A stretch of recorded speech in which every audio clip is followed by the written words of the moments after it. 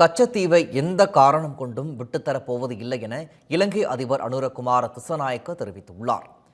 இலங்கை அதிபர் அனுரகுமார திசாநாயக்க 2 நாள் பயணமாக யாழ்ப்பாணத்திற்கு சென்றார்.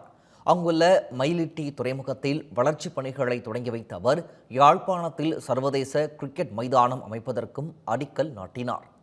பின்னர் திடீரென யாழ்ப்பாணம் ஊர்காவல்துறையில் இருந்து 4 ரோந்து படகுகளுடன் கச்சத்தீவிற்கு சென்றார்.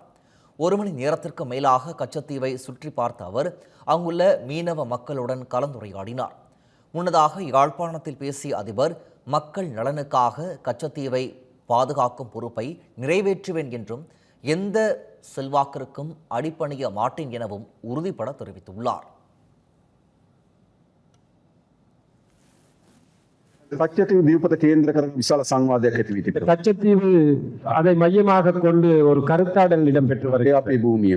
அது எங்களுடைய பூமி. මහවස කච්චතීව දීපතට යන්න බලාපොරොත්තු වෙනවා. நான் பின்னேரம் கச்சத்தீவுக்கு செல்வதற்கு எதிர்பார்க்கின்றேன். මේ මුහුණත් இந்த கடற்பரப்பு, මේ ගොඩබිමත් இந்த நிலப்பரப்பு, අහසත් இந்த வான்பரப்பு අපේ ජනතාවට අයිති. எமது மக்களுக்கு சொந்தமானது. කිසියෙකුට எந்த நபருக்கும் බලාත්කාරයෙන් හෝ ආධිපත්‍යයෙන් அல்லது ஒரு அதிகாரம் යටපත් කර ගැනීම සඳහා අපිට දෙන්නේ නැහැ. அதை அடிமைப்படுத்துவதற்கு நாங்கள் இடமளிக்க மாட்டோம். රටේ කොතනක ඉපදුණා நாட்டில் எந்த இடத்திலே பிறந்தாலும், භාෂාව කතා කරත් எந்த ஒரு மொழியை கதைத்தாலும், සංස්කෘතියෙන් ජීවත් වුණා. எந்த கலாச்சாரத்தில் வாழ்ந்தாலும் ඒ අයිතීන් ආරක්ෂා කිරීම அந்த மக்களுடைய உரிமைகளை பாதுகாப்பது රජයක් හැටියට අපේ වගකීමක්. அரசாங்கம் என்ற அடிப்படையில் அது எங்களது பொறுப்பு.